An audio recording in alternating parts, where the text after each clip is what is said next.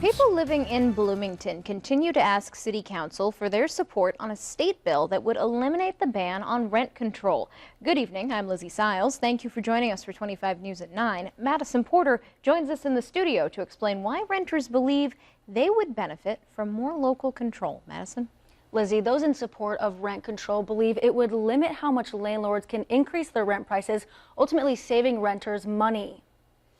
While the decision on whether or not House Bill 3687 becomes a law lays in higher hands, members of the Lift the Ban coalition want local councils to pass a resolution showing their support.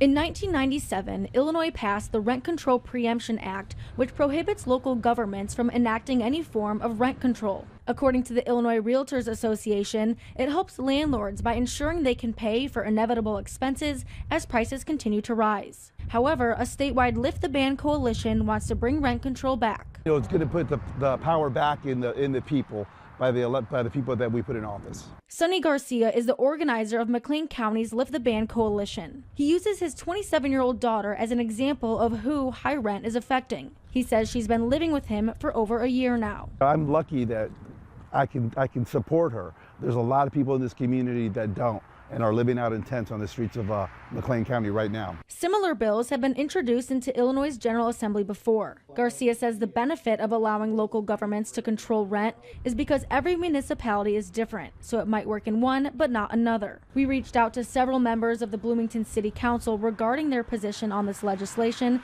but they were either busy or did not respond by our deadline. Privately, some of the candidates support it, but publicly they don't want to come out against the Realtors Association.